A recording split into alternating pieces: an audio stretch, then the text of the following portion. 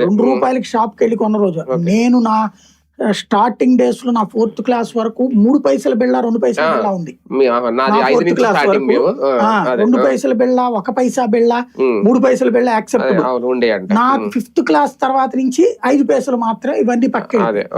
ఇట్లా లెక్క చూసి ఇంకోటి ఆ రోజున 10 పైసలకి కొబ్బరి చాక్లెట్ వచ్చింది. ఇవాళ మీరు 5 రూపాయలు ఉంది చూడండి కొబ్బరి చాక్లెట్, అది 10 పైసలకు వచ్చింది. ఇక్కడ సమస్య ఎక్కడో నేను భయపడేది ఏంటంటే మనకి ఇదివరకు తండ్రికైనా తాతకైనా వీళ్ళకు వచ్చే సంపాదనకి తగ్గట్టుగా మనము కంఫర్ట్ గా బ్రతికాము, టెన్షన్ లేదు అప్పుడు.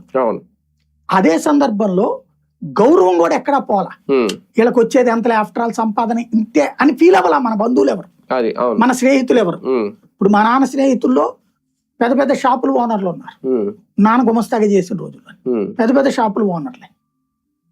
అంతే తప్పించి వాళ్ళు ఈడే ఉంది గుమస్తాగాడు ఏంటి అని అనుకోలేదు. మావయ్య అని పిలవరా అనేవాళ్ళు, లేకపోతే మీ నాన్న అంటే నాకు బాగా క్లోజ్ రా అని చెప్పేవాళ్ళు, అలాంటి ఫీల్ ఉండేది. ఇవాళ అసలు ఆ మానవ సంబంధం చచ్చిపోయింది.